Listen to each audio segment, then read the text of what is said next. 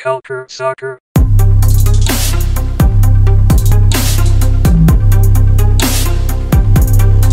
Bonjour à tous et bienvenue dans un nouveau podcast Culture Soccer, le podcast 100% football nord-américain, soccer bien entendu puisqu'on est en Amérique du Nord, et je suis cette semaine avec Adi et Raphaël. Bonjour Adi, comment ça va? Allô Antoine, ça va super bien, on est tout content. MLS is back arrive bientôt, puis on a hâte, en tout cas si jamais il y a un tournoi, on a hâte. Et voilà, tu teases bien le début de ce podcast puisqu'on va parler ensemble de plusieurs sujets aujourd'hui, notamment du tournoi MLS is back qui connaît des problèmes, tout comme la Floride et leur cas de coronavirus qui pourrait justement influencer la tenue du tournoi. On va parler aussi de transferts, que ce soit en Amérique du Nord ou au-delà. Et puis ensuite un petit peu de division inférieure, puisque la semaine dernière, vous avez parlé un peu USL, et bien cette semaine, c'est la NISA qui fait aussi un petit peu son retour et qui le tease sur les réseaux sociaux. Donc commençons tout de suite avec la MLS. Et ce matin même, on enregistre aujourd'hui le jeudi, on est jeudi, c'est ça, 2 juillet. Donc ce matin, Kevin Baxter du LA Times a notamment relayé un article où il parlait d'une possibilité d'annulation du tournoi. Il ne disait pas qu'elle était totalement envisageable, mais en tout cas qu'elle n'était pas en dehors des discussions. C'est quelque chose qui est possible après que 6 joueurs de Dallas aient été testés positifs depuis leur arrivée à Orlando, ce qui s'ajoute aussi à un coach. Ils ont 9 au total à Dallas, puisqu'il y en avait qui étaient aussi testés avant leur arrivée à Orlando. Dallas n'a plus que 19 joueurs possiblement qui peuvent jouer dans le tournoi. Donc c'est un gros problème à ce niveau-là. On a aussi apparemment un cas à Nashville, tandis que la Floride, le territoire où se joue la Coupe, et notamment à Orlando, est en train de connaître aussi une explosion des cas, comme tous les États-Unis. Adi, qu'est-ce que tu penses un petit peu de ces récents événements? Est-ce qu'il y a une chance que le tournoi soit complètement annulé, ou est-ce que peut-être Dallas sortirait du tournoi? Très sincèrement, et je suis presque convaincu de ça, c'est que je doute très très fort que la MLS annule son tournoi. Quelles que soient les conditions, à part si là, on est en train de parler des mesures quand même assez importantes. Si jamais il y a dans la bulle même des cas qu'ils n'ont pas pu dépister et qui, à ce moment-là, le virus se propage dans tous les joueurs de la bulle, là, à ce moment-là, oui, ils vont être obligés de l'arrêter. Mais avant ça, j'ai comme l'impression que c'est fini. Ils ont pris une décision. On le sait très bien que la MLS est souvent assez têtue, avec raison ou pas, et je pense pas qu'ils vont revenir sur leur choix. Après, est-ce possible qu'ils changent d'endroit? Je pense pas, parce qu'il y a beaucoup d'équipes qui sont déjà arrivées en Floride maintenant. Donc pour moi, ça va se continuer. Est-ce qu'ils vont peut-être faire des petites dérogations en disant à Dallas, OK, on va repousser tes matchs de 2-3 jours ou quoi que ce soit, parce que on va attendre que la plupart des joueurs aillent mieux, parce qu'on le sait qu'il y a souvent, oui, ils sont touchés il y a 9 joueurs ou parties du staff qui sont touchés à Dallas, mais on ne sait pas aussi si c'est critique ou non, on ne sait pas comment ils se sentent. C'est possible qu'après une dizaine ou une quinzaine de jours, ce soit parti. Donc peut-être qu'à ce moment-là, ils pourront réintégrer le jeu et quoi que ce soit. Donc, bref, il y a plein de choses à penser de ce point de vue-là. Moi, je doute très, très fort qu'il y ait une annulation du tournoi tel quel. C'est pas dans le style de la MLS. On a vu, par exemple, la NHL, le hockey en Amérique du Nord, qui a changé complètement de venue de location, qui a choisi 2 villes au Canada. Ce que je pense qui sera presque impossible pour la MLS. On connaît un peu les tensions entre les deux fédérations, même si dernièrement, ils se sont rapprochés. Je doute très fort que la MLS décide à ramener le soccer au Canada, ce qui serait, selon moi, beaucoup plus logique. Non, et puis même dans un autre état aux États-Unis, qui irait mieux. Mais le problème, c'est que toutes les équipes sont déjà arrivées sur place. À Orlando, c'est quand même des moyens de logistique énormes. Et les joueurs ont fait part de leur mécontentement sur les réseaux sociaux, notamment en montrant les photos des plats qu'ils avaient, qui payaient quelque chose comme $50-60 pour des sandwichs dans un carton. Un truc assez terrible. Ouais. Il y en a beaucoup qui montraient ça sur les réseaux sociaux. Mais moi, je verrais bien, en fait, peut-être juste le FC Dallas ne pas participer, en fait, comme ce qui s'est passé en NWSL où le Orlando Pride a annulé après avoir eu 6 cas de Covid. Peut-être que Dallas pourrait faire ça si jamais il y a un problème. Bon, le seul souci, c'est qu'ils sont déjà sur place. Donc, finalement, c'est ça. Donc, je doute très fort qu'ils choisissent de quitter, en fait, la bulle. Ils sont déjà là. Donc, je doute très fort que ça arrive. Par contre, je veux juste préciser par rapport au sandwich, parce qu'il y a beaucoup de monde qui parle de ça un peu à tort et à travers. les sandwichs ne sont pas payés par les joueurs, ils sont payés par l'équipe. Donc, déjà, première chose. Deuxième chose, ce n'est pas la bouffe qu'ils vont avoir pendant les 3 mois. C'est juste la bouffe pendant les 12 heures de confinement. Parce que ce qui se passe, c'est que les joueurs, quand ils arrivent, ils sont testés. Une fois qu'ils sont testés, ils sont obligés d'être en confinement, donc enfermés dans leur chambre, le temps que les résultats sortent. Et c'est pendant ces 12 heures-là, que ça prend à peu près 10 à 12 heures, pendant ces 12 heures-là, voilà à quoi ils ont accès. Il y a toute une liste, il y a un des joueurs, je pense Eric Zavaleta, qui a mentionné la liste, le menu où tu as plusieurs choix dans ce moment de confinement-là, mais ce sera pas sur les 3 mois, c'est juste temporaire pour les 12 premières heures en attendant les résultats du test. Donc, juste mettre les choses en perspective, c'est tout. Mais en tout cas, ils ont pas l'air terribles. Non, vraiment pas. C'est pas fou. Mais non, mais après. Même moi, je suis capable de faire mieux, je pense, à la maison. Mais bon. Mais le problème, c'est que pour revenir à Dallas, imaginons que je suis un joueur de Seattle, qui sont dans le même groupe. Même si la période de contamination est de 2 semaines, 2 semaines plus un jour, j'ai pas envie de faire un match contre des joueurs de Dallas, quoi. Si dans l'effectif il y a 6 ou 7 cas qui ont été positifs, j'avoue qu'en tant que joueur de Seattle, ça serait problématique pour moi. Mais bon, on verra ce qui se passe dans les prochains jours. En tout cas, bon, comme je dis, on est jeudi. Le podcast, normalement, chers auditeurs, vous l'écoutez à partir de lundi, mardi ou mercredi. Donc, il y a moyen qu'il y ait eu beaucoup de changements. Mais pour le moment, le tournoi est toujours sur les rails et les joueurs s'entraînent, que ce soit en isolation ou dans leur chambre ou plus loin. Ils ont l'air d'avoir un certain sens de camaraderie, puisqu'ils sont tous dans le même bateau. Au niveau des joueurs qui ne participent pas, on ne sait toujours pas si Carlos Vela va faire le trajet, mais en tout cas, Jonathan Dos Santos doit se faire opérer, donc il ne sera pas dans ce tournoi. Ça, c'est pour les dernières news des joueurs qui sont passés. Et on peut passer maintenant au transfert, parce qu'il y a eu le transfert. Juste avant, Antoine, juste 2 petites choses. La première chose, c'est que l'Impact de Montréal quitte aujourd'hui même, donc le 2 juillet, pour la Floride. Jusqu'à maintenant, il n'y a pas eu de personne, de joueurs qui a pas voulu faire le trajet. Donc, il devrait y avoir un effectif complet. Et pour revenir un peu sur l'histoire de Dallas, en fait, c'est les États où il y a le plus de cas. C'est là où ça pose problème. Donc, en fait, l'État de New York, l'État de Californie, au New Jersey, au Texas et en Floride. C'est les 5 États où il y a le plus de cas. Et puis, c'est ceux-là qui sont problématiques. Même si à New York et au New Jersey, maintenant, présentement, il y a beaucoup de cas par jour. Je parle des cas en général. Mais si tu vois sur les cas par jour, c'est la Californie, le Texas et la Floride. C'est les 3 plus gros. Donc, je suis curieux de voir les 2 clubs de Los Angeles si jamais aussi il va y avoir beaucoup de cas de joueurs touchés.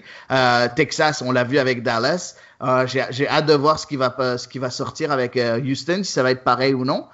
Et la Floride, j'ai hâte de voir aussi en Orlando. Puis, vu que le tournoi se déroule là-bas, j'ai hâte de voir aussi comment ça va se dérouler. Donc, bref, à surveiller ces clubs-là. Les 2 clubs de Los Angeles, San Jose aussi. Et au Texas, Houston, Dallas, je pense que ça va être les équipes qui seraient peut-être le plus touchées, je pense. Ouais, Houston, et en plus, je lisais ce matin, toujours 50 000 nouveaux cas en 24 heures aux États-Unis.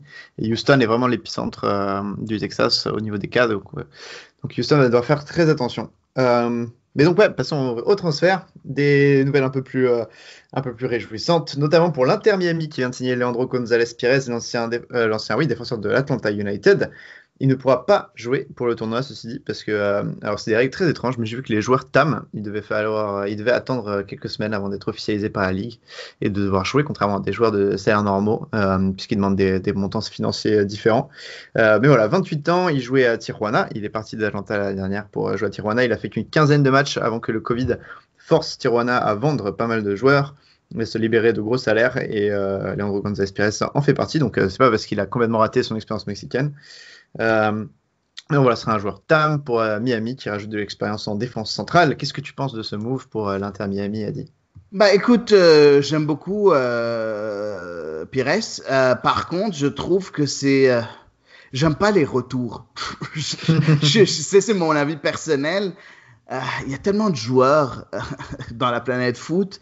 Pourquoi tu vas amener un joueur qui a déjà fait, qui a très bien fait à Atlanta, on sent d'habitude quand il y a un retour, c'est que on sent que le joueur, il a senti que il faisait un peu, vu que c'était assez positif pour lui quand il était à Atlanta, il pense que ça va être plus simple de retourner aux États-Unis. Puis il a tendance à faire un peu moins. En tout cas, j'ai cette impression-là. D'habitude, avec l'histoire des retours, ça marche. C'est du 50-50, c'est jamais un coup 100% sûr. Et puis déjà, à l'Inter Miami, tu as déjà quand même de bons défenseurs. C'est ça que je trouve un peu bizarre avec Figal ou avec Torres, par exemple. Donc bref, il y a quand même de bons défenseurs, à part si jamais il veut jouer à 3 défenseurs derrière. J'ai un peu plus de mal à comprendre ça. En tout cas, on verra. Mais c'est intéressant. C'est un joueur, c'est une valeur sûre quand même d'habitude. Donc, si jamais il est encore aussi motivé à être bon, ça peut être une très, très bonne signature.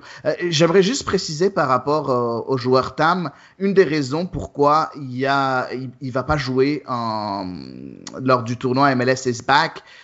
Il y a non seulement que c'est un joueur Tam, mais en date d'aujourd'hui, je sais pas si vous êtes au courant, mais la MLS a changé ces jours de mercato. Donc maintenant, officiellement, le mercato est fermé de la MLS. Donc tu peux pas signer de nouveaux joueurs. Par contre, ils ont changé les dates et ils ont révisé les dates avec la FIFA. Tu as deux périodes de transfert qui ont été ajoutées. Tu as une période de transfert de 2 jours qui sera du 6 juillet au 7 juillet. Et puis, tu as une autre fenêtre de transfert qui sera ouverte du 12 août au 29 octobre. Donc, juste pour mettre les choses en perspective, c'est peut-être une des raisons pourquoi la MLS a un peu tiqué quand ils ont vu que González Pires a signé à Miami. Oui, en fait, ouais, c'est pour ça. Je disais un truc sur les fenêtres de 2 jours et le propriétaire de Miami avait l'air très énervé contre ça parce que du coup, LGP ne pouvait pas venir directement à Orlando. Moi, je suis pas contre ce transfert. Je trouve que c'est très bien parce que Torres n'est pas, enfin, pour l'avoir vu un peu à Seattle, c'est pas le mec le plus rassurant du monde. Il a d'expérience, mais je préfère avoir LGP, je pense, à sa place. Et à côté de Figal, ça fait une défense centrale très solide. Il a 28 ans, donc il peut encore être là 5 saisons s'il le faut. Il connaît bien la MLS, justement, vu que c'est un retour. Et le fait qu'ils reviennent, c'est vraiment dû au Covid. Donc, c'est pas, pour moi, c'est un très bon transfert de la part de Miami. C'est bien joué. Il faut juste maintenant qu'ils achètent un neuf ou un attaquant. Voilà. Et je sais qu'ils veulent un joueur de classe mondiale.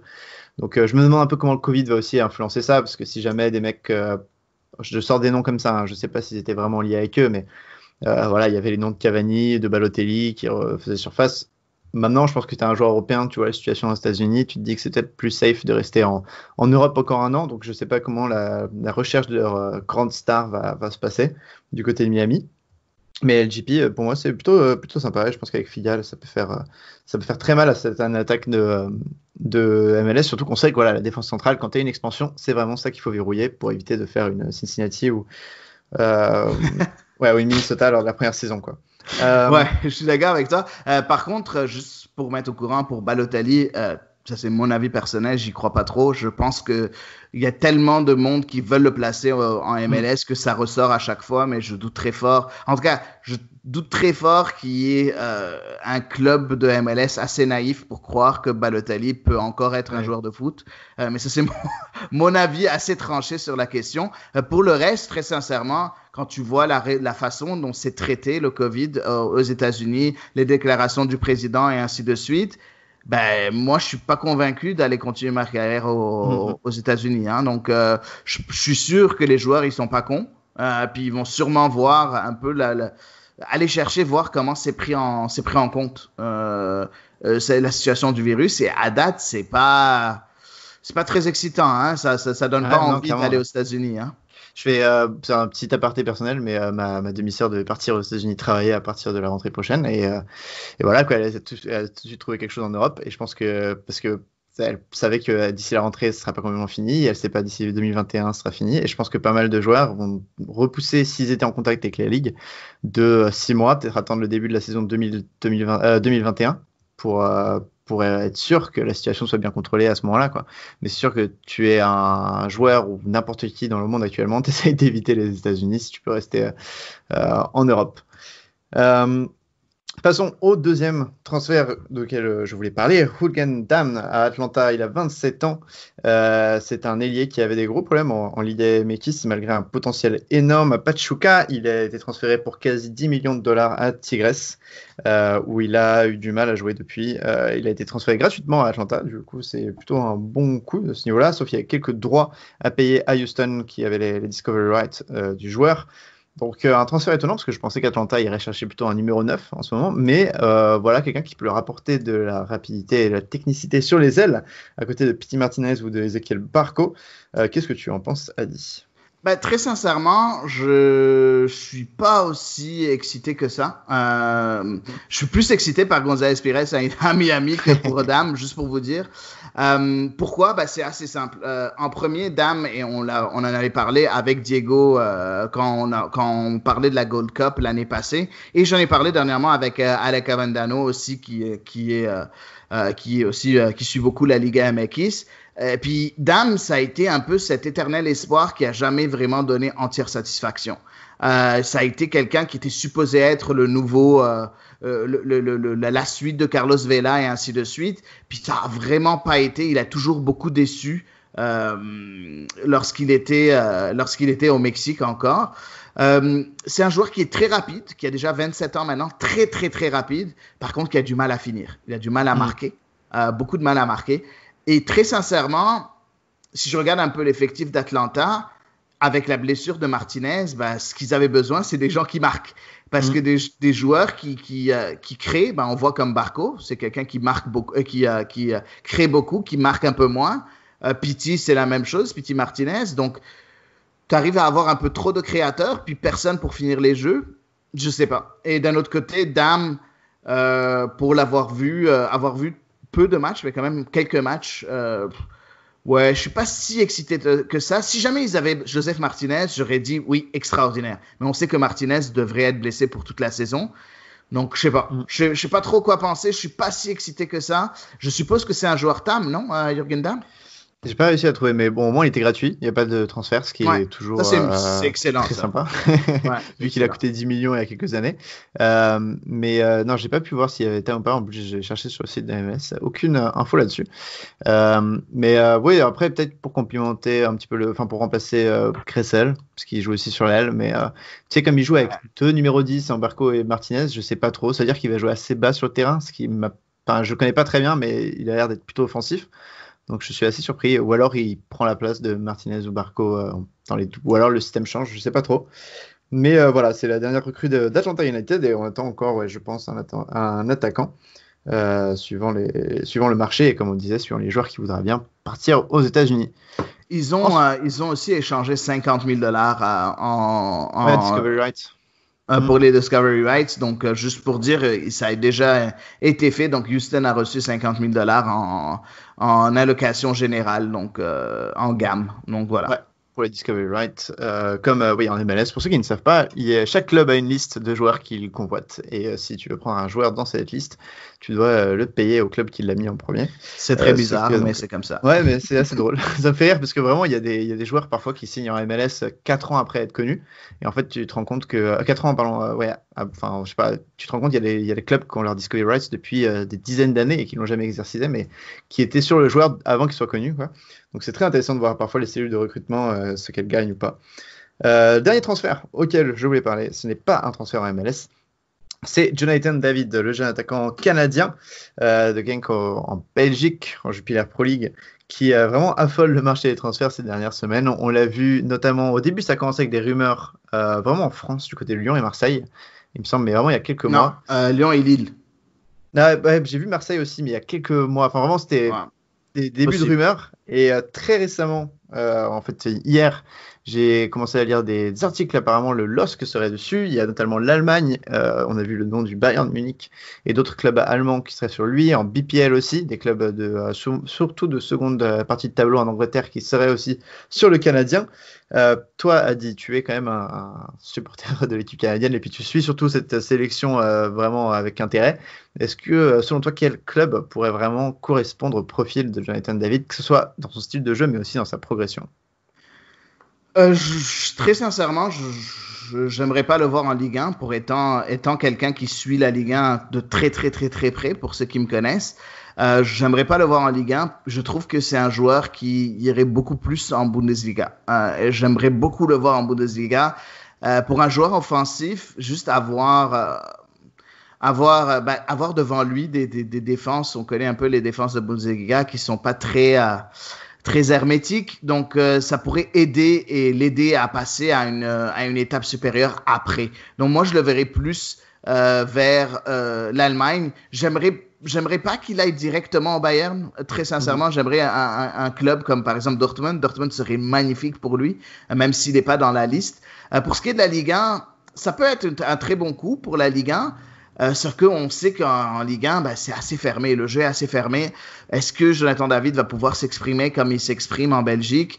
Ça va être plus difficile pour lui, je trouve. Pas que la Ligue 1 est plus forte que la Bundesliga. Je parle juste d'un point de vue statistique, de nombre de buts marqués, et ainsi de suite. On s'entend que là, maintenant, Jonathan David, selon moi, il devrait passer dans un club qui est quand même dans le haut niveau européen. Donc, je dirais dans le top 100 européen, top 60 européen, pour après passer dans le top 5 ou le top 10. Et pour moi, aller en Ligue 1, même s'il y a des clubs dans le top 60, ça va pas lui permettre de vraiment, statistiquement, d'avoir les statistiques qu'il faut pour passer au prochain niveau après coup. En tout cas, ça, c'est mon avis assez tranché sur la situation. Par contre, je serais très, très excité à voir Jonathan David où qu'il signe parce que c'est tout un joueur.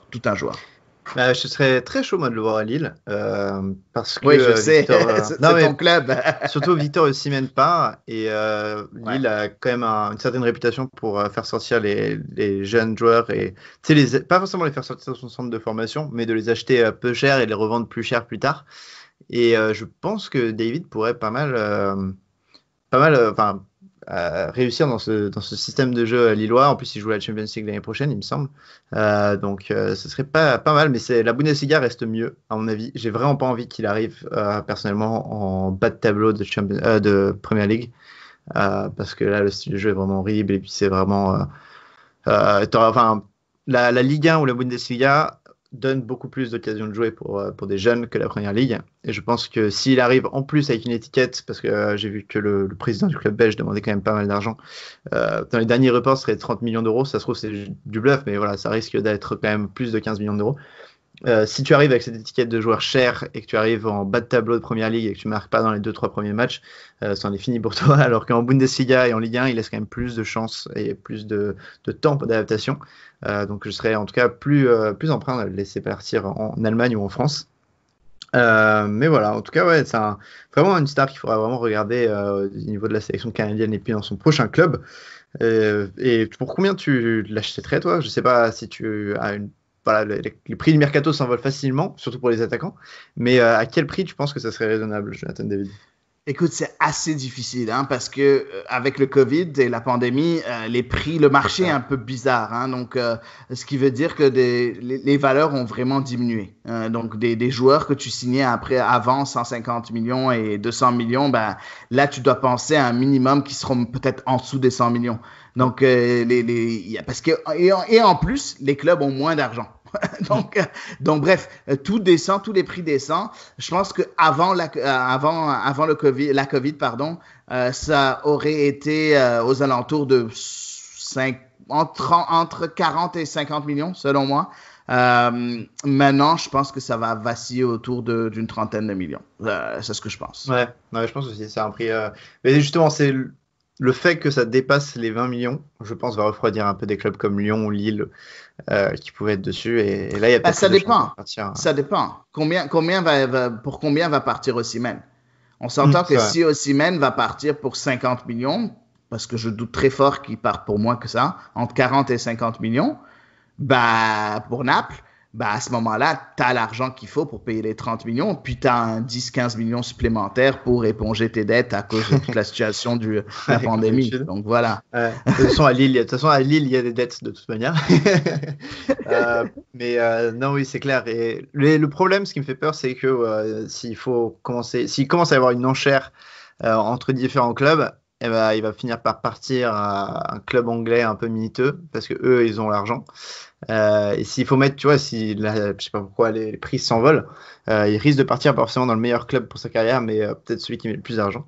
En espérant que ce n'est pas le cas, mais voilà, il y a des chances que la Ligue 1 passe à côté à cause de ça. Mais ouais, comme tu l'as dit, peut-être que Lille réinvestira l'argent de Osimhen là-dessus. En tout cas, on souhaite à David une bonne chance dans son prochain club et on peut passer au troisième sujet si tu n'as rien à rajouter sur Jonathan David.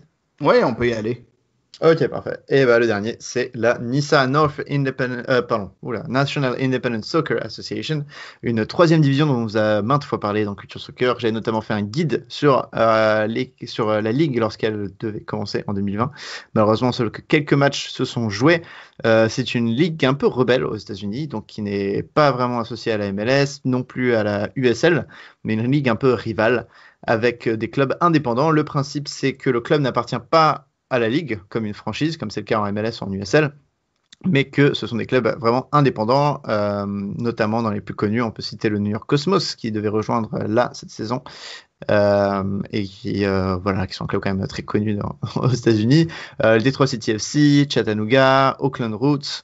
Des clubs souvent très locaux. En fait, il y a 4-5 têtes d'affiche, puis d'autres qui sont moins connus et qui ont du mal à attirer les foules.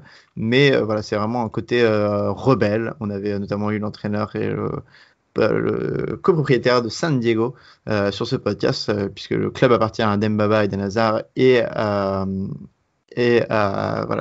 ce consortium de Français. Et donc, nous avions eu l'entraîneur dans ce podcast pour parler de Nissa. Et ils ont annoncé leur propre variante pour pouvoir jouer un petit peu cet été, qui est une variante régionale. Donc, ça se fait sur le volontariat. C'est pourquoi il n'y a pas de nombreux clubs de Nissa. Il y en a certains qui ont décidé de ne pas participer, comme les Oakland Roots notamment. En fait, la plupart des franchises à l'ouest ne sont pas là, puisque ça se fait dans 4 conférences. Les Central Plains, qui sont vraiment au niveau de Texas, le Southeast, qui est comme son nom l'indique dans le sud-est, mais sans la Floride. Le Mid-Atlantic, qui se déroule autour de la région de New York, et puis les Great Lakes au nord, près de la frontière canadienne. 4 groupes, et ce qui est très intéressant, c'est que c'est un mélange de clubs professionnels, donc certains clubs de Nissa, notamment Detroit, Chattanooga, New Amsterdam FC, New York Cosmos, et le reste sont des clubs amateurs des régions qu'on va citer et qui ne sont pas des clubs de Nisa officiellement, sûrement qui jouent dans des ligues inférieures, mais ça peut être l'UPSL ou la NPSL. Qu'est-ce que tu en penses, Ali, de cette variante très étrange et très innovatrice de la Nissa? Attends, pardon, parce que moi, juste avant, je voulais juste indiquer combien il y a de clubs en tout. Donc, 4 conférences, et dans chaque conférence, je sors le classement, il y a 4 clubs, sauf dans une où il y en a 3, qui est la Great Lakes. Donc 15 clubs en tout.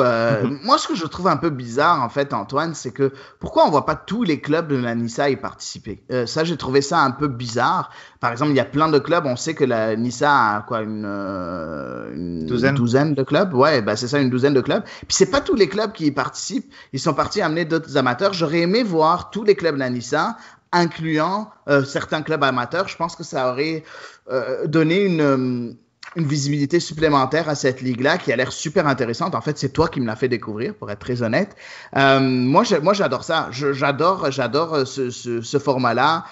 J'ai aimé le fait que ce soit fait comme par région, comme ça. Tu sais, il y a moins de risques de propagation du virus. Il n'y a pas la bulle ou toutes ces conneries-là. Il y a vraiment chacun s'occupe de soi-même et puis s'assure que tout le monde est correct. Et ils ont dit que aussi il y aura un truc mis en place pour dépister le COVID assez poussé avec beaucoup de professionnels qui seront là.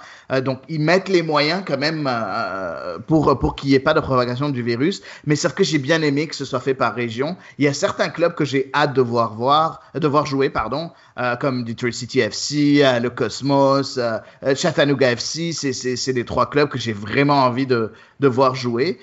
J'aime beaucoup. J'ai hâte de voir comment ça va se passer. Et je suis juste curieux pourquoi on n'a pas vu plus des clubs de Nissa. Je sais pas si tu as par exemple, les Roots. Les Roots, c'est un club avec qui tu as fait une entrevue. Ils sont pas dans la coupe. Pourquoi? T'as une idée? Donc, comme c'est une ligue qui laisse beaucoup de liberté à ces clubs, les clubs avaient le choix de participer ou non. Et je pense qu'il y en a pas mal qui ont décidé de pas participer parce que, ça coûte de l'argent et il n'y aura pas de revenus billetterie, ce qui est très important pour les clubs amateurs. Et deux, dans certaines régions, en fait, il n'y a pas beaucoup de clubs. La plupart des clubs NISA sont à l'est de base, mais là, à l'ouest, il y en a deux qui sont dans la région de Los Angeles, Oakland qui est un peu plus bas, San Diego qui est encore plus bas, et je pense qu'en fait, ça aurait fait une seule division peut-être trop grande pour ces quatre clubs du sud. Et c'est pour ça qu'à mon avis, ils n'ont pas décidé de participer, ça coûterait trop cher pour ce que c'est. Donc voilà, c'est dommage, je suis d'accord, surtout que c'est dans des clubs assez historiques, enfin pas historiques, mais clubs comme San Diego ou Oakland, ce sont un peu des têtes d'affiche. Pareil pour le California United Strikers. Et après, il y en a d'autres comme Michigan FC, c'est des clubs vraiment quasi inconnus, donc ça ne m'étonne pas qu'ils participent. Tu parlais du New York Cosmos, Détroit et Chattanooga, il y en a un autre, le New Amsterdam, qui est aussi très intéressant parce qu'il est tout nouveau. Et ils ont vraiment fait un gros travail au niveau du branding. Le logo est plutôt cool, je trouve. Le nom est stylé. Il y a pas mal de concepts de maillots qui tournent. Et à mon avis, à New York, il y a moyen qu'il y ait une petite hype autour d'eux. Et c'est intéressant qu'eux participent alors qu'ils n'ont jamais joué parce que c'est censé être une expansion pour la fin de l'année.